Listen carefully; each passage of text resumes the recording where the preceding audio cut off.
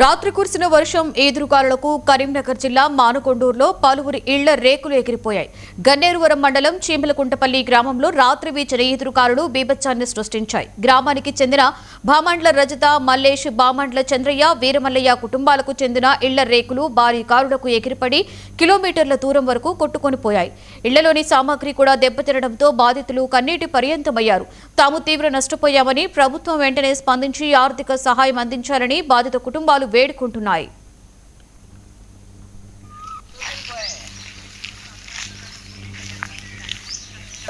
Sir మాకు ఏదన్నా కూడా సాయం చేయండి సార్. ఘోరంగా పరిస్థితి వచ్చింది సార్.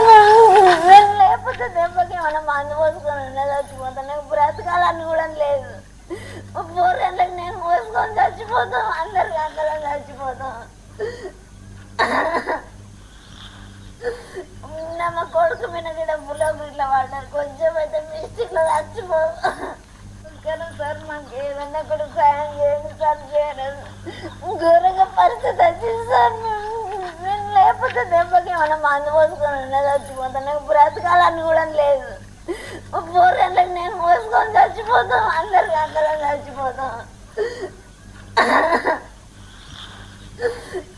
మా కొడుకు మీద కూడా బుల్లకి ఇట్లా పడ్డారు. కొంచెం అయితే మిస్టేక్ లో చచ్చిపో సార్. మాకు ఏదన్నా కూడా సాయం చేయండి సార్.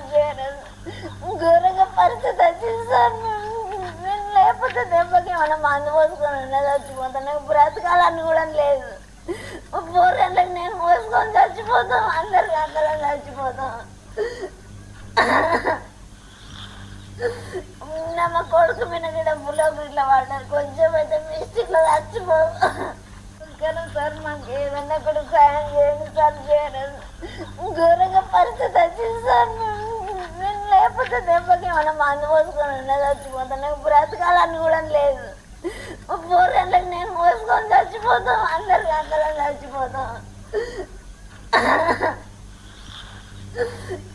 మా కొడుకు మీద కూడా బుల్లకి ఇట్లా పడ్డారు. కొంచెం